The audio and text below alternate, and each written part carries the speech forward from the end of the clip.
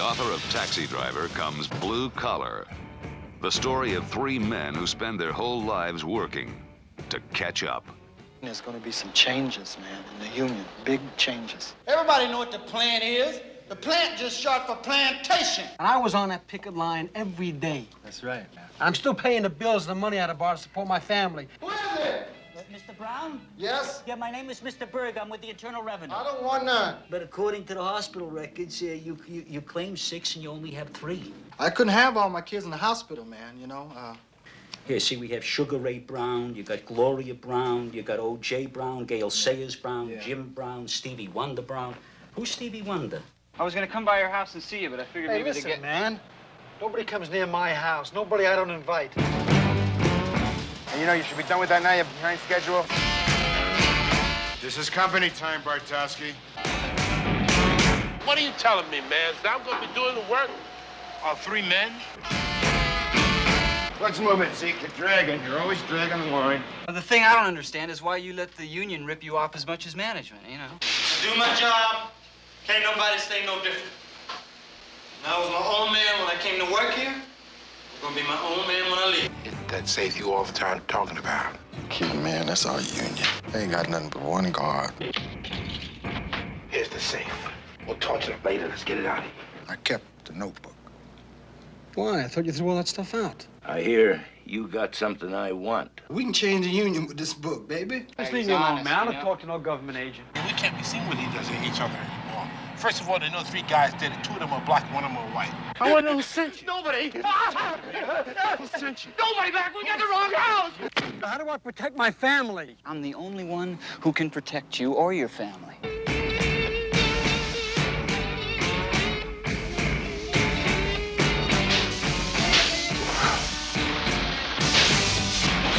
You're my friend, Jerry.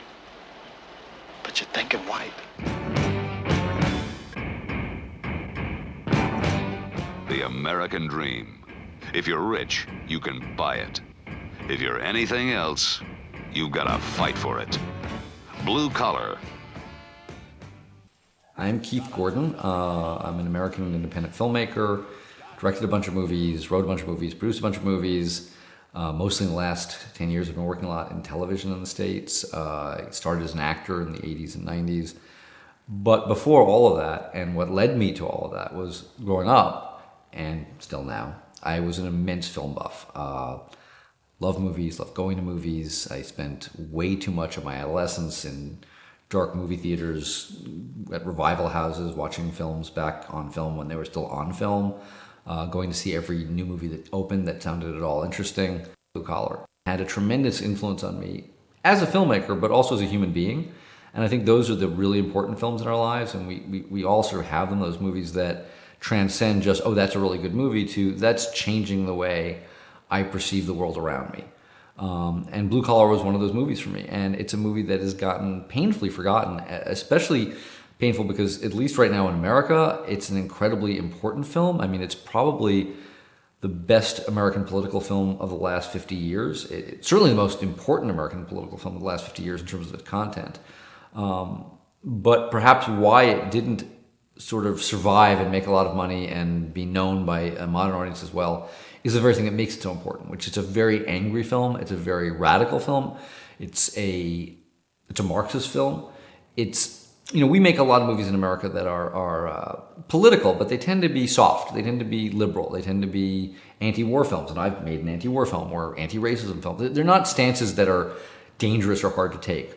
We have documentaries that are much more politically edgy. And we'll do satire, we'll do Network or Dr. Strangelove, but flat out statement angry political films have not been part of the mainstream U.S. film dialogue. You guys in the UK have it much more. You have people like Ken Loach or whatever actually who do traffic in that, but we don't. So it was a very unusual film in that sense, and I think it's part of why it struggled. But it's a remarkable, remarkable movie. I mean, it postulates that the reason American capitalism can succeed is that those at the top are very successful at pitting those at the bottom against each other. And that the way you stay in power is that you take the black and put them against the white. You take men and put them against women. You take the old and put them against young. And that's so much what my country is going through right now in the age of Trump. where now it's become immigrants, but that kind of angry hatred of each other, which is fostered and fed by those in power because it's very convenient. As long as the working classes are fighting each other, they're not fighting you. And this film doesn't just say that metaphorically, it doesn't hint at it, it flat out makes that statement. It says it in words, and that's a very unusual and very powerful thing. And I remember at age 17, when the film was released in 1978, that got me thinking about the world in a way I wasn't used to, and it got me thinking about politics and the role of workers and the role of owners in a way that I hadn't thought of before. And it has echoed with me ever since, and it's become part of how I see the sicknesses in how we create wealth. This started me down that road of thinking, and that's a big change for a film to make in your soul. Another place where the film had a tremendous impact on me was in the area of music. Occasionally movies will change your taste in other areas, and I always think that that's a really cool thing that movies can do. I had never had an interest in classical music until Kubrick in Clockwork Orange and in 2001 played with classical music in ways that made me go, oh, that's really interesting. And hearing Walter, then now Wendy Carlos's electronic versions of Beethoven was like, oh, that's amazing. And so then I started listening to Carlos's music, and she did a lot of work with Bach, and then I found I was listening to the originals, and it sort of changed my taste forever.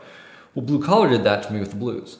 I was a white middle class boy. I didn't really know the blues, and I remember sitting in the theater, and Jack Nietzsche's incredible opening title music comes on, and it runs through the whole movie, and it's one of the great pieces of movie music of all time. I mean, just the music alone sets a world in a way that very, very, very rarely does music do in a film. And it's very rare to hear that kind of angry, edgy music in a film, certainly in an American film. And by the time that opening credit sequence was over, I was like, okay, I want more of this music in my life. So I went and got the soundtrack, and then I started buying Muddy Water records and Howlin' Wolf records and Robert Johnson records, and it became a part of my whole taste and vocabulary about music in the world. And again, it's rare but wonderful. One piece of art can turn you on to a whole other area of art. And this film did that for me, and it's been part of me ever since. One of the things that's so remarkable about the film is that it's not a film that starts as an angry political movie. And that's part of why its anger is so effective in the end, is that Schrader does a very brilliant thing in making you feel at ease, making you feel at home, making you feel it's going to be okay. The film starts with a relationship between two black workers and a white worker that's actually quite ideal. I mean, they seem to look past race. They seem to be really close and really open with each other. The work seems tough and difficult, but basically there's a lot of humor in it. I mean, Richard Pryor is very funny, and the film kind of goes along, and just like the characters, you're not aware of how dark things are getting until you're in it. And that makes the second half of the film, when things go from this lighter world to a very, very, very dark world and a very dangerous world, very powerful and very unsettling and very like being caught in a nightmare. And all these characters are caught in a nightmare, and it's changing who they are. It's not just what's happening to them exterior, but it's what's happening to their interiors as human beings. That's a very, very tricky thing to pull off, but the film does it brilliantly. It doesn't have loose ends sticking out. A lot of films that I think try to work with that kind of change of tone struggle because you become aware of what's happening. It's the movie's changing on me. Schrader somehow does it just so beautifully that you're not aware you're in a different movie until you're in that movie. And that really hinges to a large extent on the incredible performance that he got from Richard Pryor. And it's sort of important to remember that Pryor at this point hadn't been seen as a dramatic actor. He was a guy who'd done comedies very, very, very successfully. And certainly his stand-up work had a lot of pain and rage and anger. But nobody had really tapped into that and put it into a fictional setting and into a character. And it was a pretty ballsy move on Schrader's part to get this guy who had never gone those kind of places on screen and go, I trust that you can go there. And he got this incredible performance. And Pryor really becomes the voice of the tone of the film because he starts funny and light and playful. And then by the end of it, boy, it's gone places that rip your heart out and are frightful and disturbing and sad. It's also, the best work and best role that Yaphet Kotto ever had in a film. I mean, a brilliant actor, but just who never got his due and never got those kind of parts. And it also represented a chance for Harvey Keitel to go back to a kind of empathetic and naturalistic and vulnerable kind of character that he'd started with but kind of got away from. He became more and more caricature-y and played things in very wild roles, which was he's great at. But it's easy to forget that when he started in the early Scorsese films, he was sort of the voice of an everyman, and this film allowed him to go back to that. And he has a very unusual combination because he definitely feels like a real working-class street guy in the film, but there's a vulnerability to him that lets you in. And that's a hard thing to get to in terms of that balance. What's interesting is that as great as these performances are and all that, Schrader, when he talks about the film, talks about how all three actors despised each other. And it got worse and worse as the film went along, and they also hated him. And there's a story that he tells about how it got to the point where Pryor actually pulled a gun on him and said he wasn't going to do more than 3 takes of the scene. So somehow Schrader was juggling making this film on a very limited budget, a very limited time schedule, and holding off the studio, who was busy freaking out at the end of the movie and going, you can't end where the film does end, which I won't discuss for those who haven't seen it, but... and here he was doing all that, and this was his first movie. I mean, that would be an insane amount to take on your 5th movie, but he was doing it having never directed before. Now, certainly he knew film inside out, and he had written Taxi Driver, and he was already an incredibly influential figure, but it's one thing to write great film, it's another thing to be on a set with people of huge egos and studio people and dealing with all the things you have to deal with. And then to create a film that only reflects the best of that.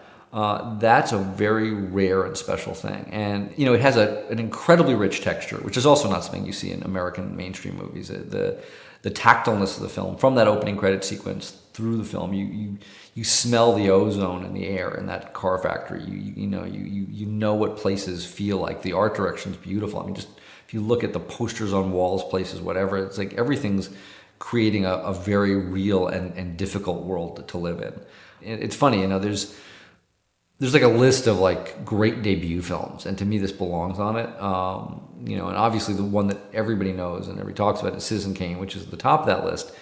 But to me, this is, if not at the level of a Citizen Kane, it's on that list. It's on that list of sort of how the hell did this person do this debuts. And to me, if you can be on a list with Citizen Kane, you've accomplished something very special. If there's anything seriously wrong with the movie, it's that no one has seen it. That's really the biggest flaw of Blue Collar, is that it came out, it got these tremendously good reviews, but it basically played a bunch of the major cities and found a small dedicated audience, but it never found a big audience. And then it's gotten sort of forgotten in the sands of time. And I think if you're watching it again for the first time in a long time, you'll find what I find every time I go back to it, which is that it only feels more important, less dated, and more of the moment with every year that goes by. And that's something very rare and very special.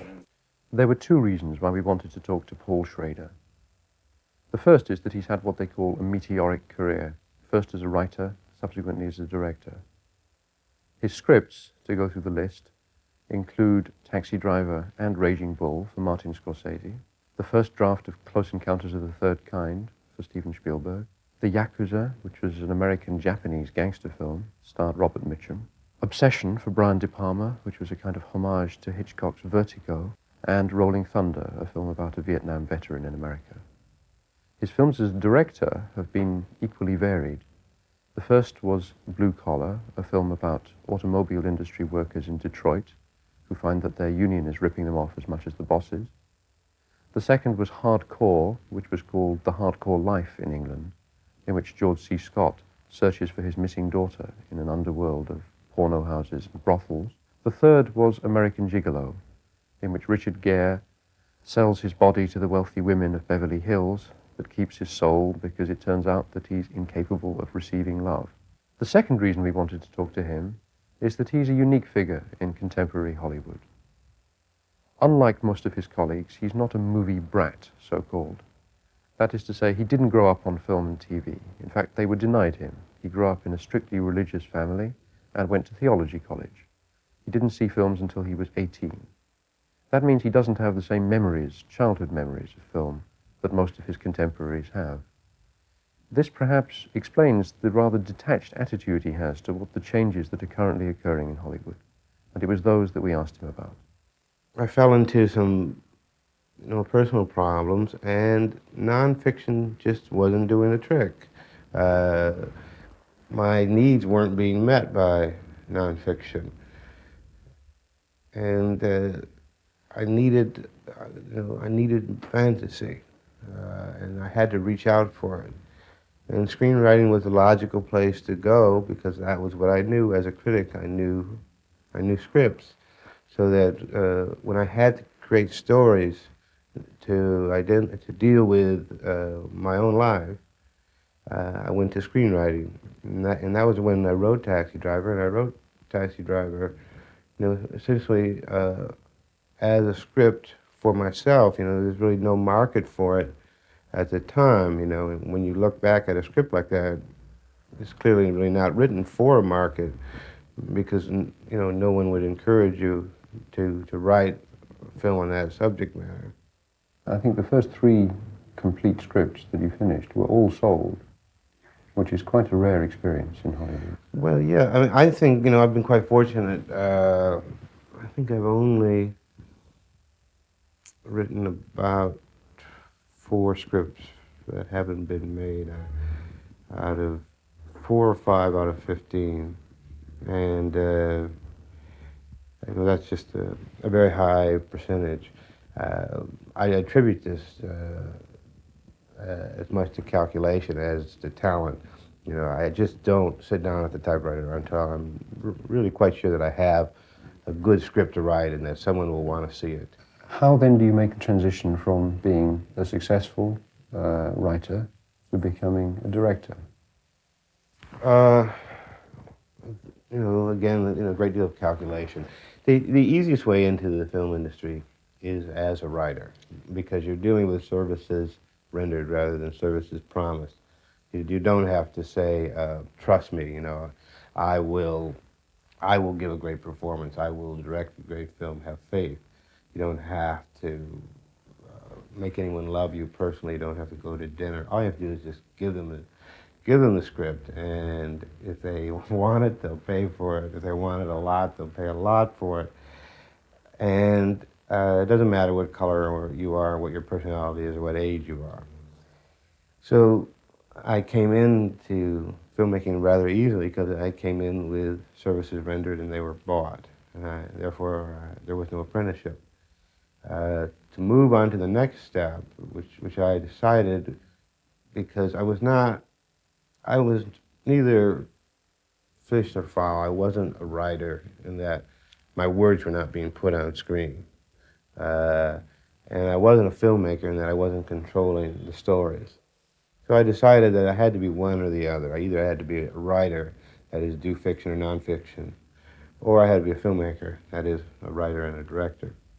And so I wrote a script with that kind of calculation in mind, a script that I could, a kind of ensemble script, this is Blue Collar, where you have a lot of plot and where you can get 3 talented young actors who will work at a low price so you can budget the thing at a level where someone will finance it.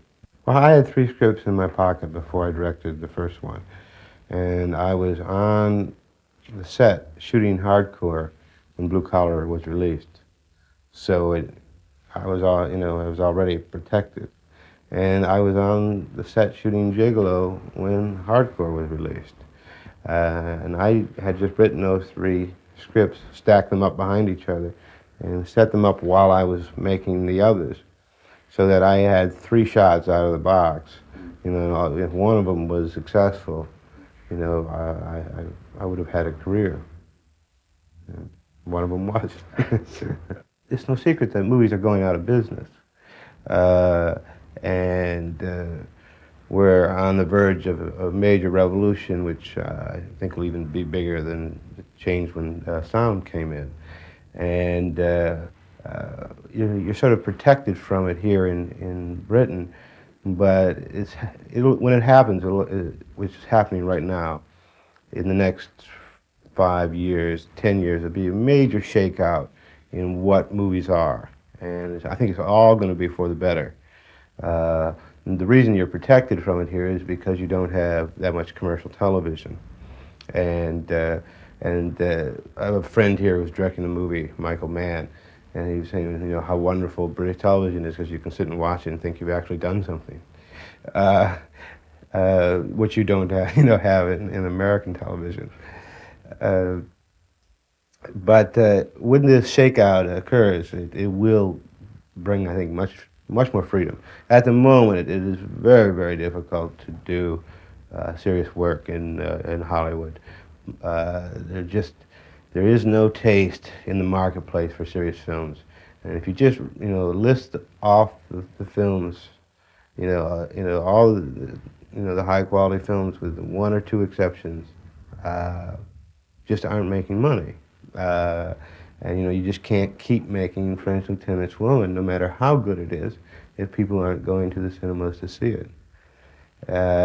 And that is a problem. That is a financing problem, not a creative problem.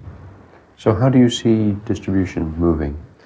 Well, there are at the moment 5 or so components of exhibition which are not coordinated. And those components are major theaters, the first run, the spectacle theaters, the sub-run, the small mini-box theaters. They are cassettes, commercial television, which is free, pay television, which you pay a monthly fee for the channel, and pay-for-view television, which you pay for a specific program which is not repeated. Now, that is 6 forms of audiovisual release, 4 of which occur in the home, 2 of which occur outside the home. These are totally uncoordinated at the moment, and no one of these forms of exhibition can afford to make films. So they have to get together to make films. And so now we're just seeing all kinds of bouncy financing schedules where cable television will put up a little bit first, then a studio will come in, maybe a studio will put up some money first and then try to sell off, different pieces. Until somebody steps in with some kind of organized form of release, you're just not going to get. Movies are just going to keep losing money because everyone's exploiting everyone else. The cable companies are making money at the expense of the studios because they're buying the studio's product cheap, and the studios just have to stop the cable companies from doing this and get the cable companies in the business of financing, in order to keep films being made. Now, my feeling is there's several ways this will go. And pay-per-view, I think, is the secret to it all. And I'll just explain what pay-per-view is because you don't have it here. And we're just getting it in the States. And now we only have it for boxing, which is that you have a pay station, which you pay maybe $10 a month, and they show you continuous programming, 24-hour, usually movies about a year out of release, over and over again, a dozen or so movies a week, which are just repeated. Then if they have a special event, such as a boxing match, they will, what's the word? But they will code the signal so that your screen goes fuzzy. And unless you call up and say, I want to see that program, that boxing match, which will cost $15, they won't uncode it into your home, into your box. If you do get to see that program. What this means is it's very, very important because a normal television show at the moment, people walk in and out of. It's done in a lit room. You hear children, people are passing in and out of the room. It's sort of like white noise. And that's why people get so upset about television. They say, how can you ever do anything creative on television because it's just like white noise?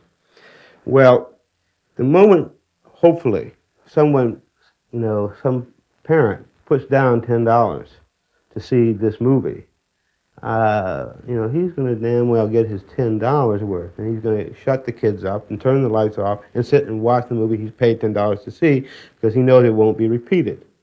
Now, if that actually turns out to be effective, you then can use that piece of the puzzle to finance films. You can because that knocks out so much of your costs. You don't have theatrical exhibition costs because there are no theaters. There's no seats to clean, no heating, no air conditioning, no usherettes. There's no print cost because there's only one print that's projected at the same time. There's very little advertising cost because you're doing your own advertising on your own channel. And it's not that movies are so expensive, it is that exhibition is so expensive. Take a film like Cat People. It cost $13.5 million to make directly. In order for that film to break even, around $85 or $90 million would have to pass through the wickets. Well, where is that $90 million going? About half of it is going into exhibition costs, into the theaters. 30% of it is going to the studios to pay for their releasing the film. Massive interest, which is built up over the years. And it takes so long to collect the money that interest becomes a major factor. A film like Reds has to gross $500,000 a week just to pay for its interest. This is not, so it's not a minor factor, and it's going into advertising. Well, if you can do a pay-per-view, you get your money immediately. You get it, in fact, you get it in advance if you have a subscriber system, and you don't have any of these other costs. So that if I can get 5 million people to pay $3 to see Cat People, it would break even right there. As it is now, if 15 million people see it, it still won't break even. So that if we can create a system that lowers the number of units necessary to make the product viable, therefore there will be a more diverse product. Let's say there's 2 million, 3 million people out there who want to see the movie I want to make, and they will pay to see it. But I can't afford to make it at the price that they will pay. They won't pay $100 each. They'll only pay $5 each. So if I can get a system whereby each of their $5,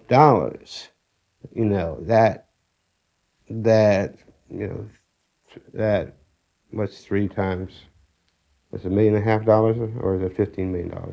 Who knows? Who cares? But if I can get their money, I can make money. I can make a movie that will fit into that slot, and it will in fact give me more freedom.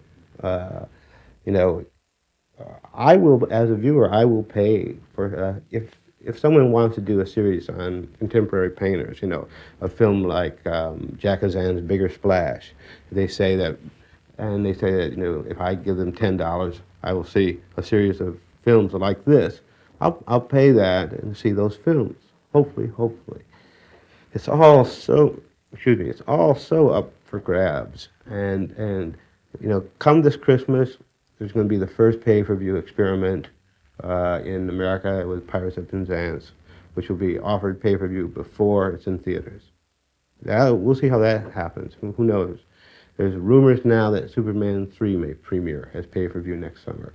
Obviously, this has the exhibitors up in arms, but this is good. The exhibitors should be up in arms because their world is collapsing, and the only way to get them to reorganize their world is to make them aware that it is collapsing. Do you feel nostalgic for the death of the film industry as it has been? No. I have no particular affection for movies per se. Art forms come and go. You use the best tool at the best time. There are all kinds of musical instruments that we don't use anymore. There are forms of art, from epic poetry to certain kinds of choral singing are no longer used. Who laments the death of the Chautauqua? The Chautauqua was a wonderful thing, but it is gone now. In the same way, movies as we know them may be gone. Silent movies went. People shed tears, but that's the way it is. I think movies are so messed up right now that there's not even going to be that many tears shed when we lose these ugly little multiplex theaters. If we can break it between the classy big theater experience and the classy home experience, and get rid of the sort of junky gum on the shoes, bad projection, middle brow movies which we have now.